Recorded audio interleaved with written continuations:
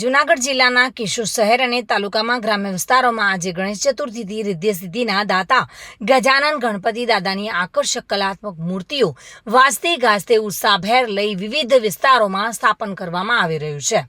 કેશોદ શહેરના વિવિધ વિસ્તારોમાં યુવક મંડળ, યુવક સત્સંગ મંડળ સહિત વિવિધ સંસ્થાઓ દ્વારા 10 દિવસ સુધી ગણપતિની સ્થાપના કરી આસ્થાભેર પૂજા અર્ચના કરીને રાત્રે મહાઆરતીનું આયોજન કરવામાં આવશે તથા સાંસ્કૃતિક કાર્યક્રમનું આયોજન પણ કરવામાં આવેલ છે। તારીખ 7 સપ્ટેમ્બર શનિવારથી ગણેશ ઉત્સવનો પ્રારંભ થઈ રહ્યો છે। આ ઉત્સવ 17 સપ્ટેમ્બર સુધી ચાલશે તેવું માનવામાં આવે છે કે ભગવાન ગણેશ ભાદરવા મહિનાની શુક્લ ચતુર્થીના દિવસે પ્રગટ થયા હતા અને આ કારણથી દર વર્ષે આ તિથિએ દરેક ઘરમાં ગણપતિજીની મૂર્તિ સ્થાપિત કરવામાં આવે છે અને અનંત ચતુર્દશી સુધી વિશેષ પૂજા કરવામાં આવે છે। માટીની મૂર્તિ ઘરમાં સ્થાપિત કરવી શ્રેષ્ઠ છે। 10 દિવસ સુધી ચાલતા ગણેશોત્સવનું રહસ્ય મહાભારત સાથે પણ જોડાયેલું છે।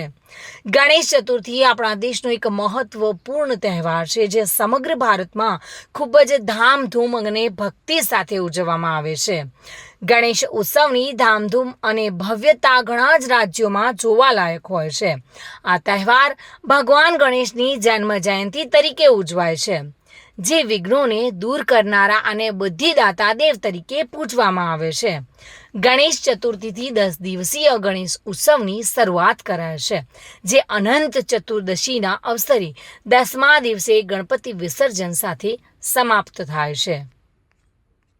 કેશોદ શહેરની અંદર વિવિધ ગણેશ ઉત્સવો વિવિધ યુવક મંડળો અને વિવિધ મંડળો દ્વારા આજથી પ્રારંભ કરવામાં આવેલ છે અને 17 તારીખ આનંદ 14 સુધી દરેક વિસ્તારની અંદર ગણપતિ દાદાની સ્થાપના કરી અને પૂજા અર્ચના કરી અને રાત્રિના મહાઆરતી અને સાંસ્કૃતિક તેમજ ધાર્મિક કાર્યક્રમોનું આયોજન કરવામાં આવે છે।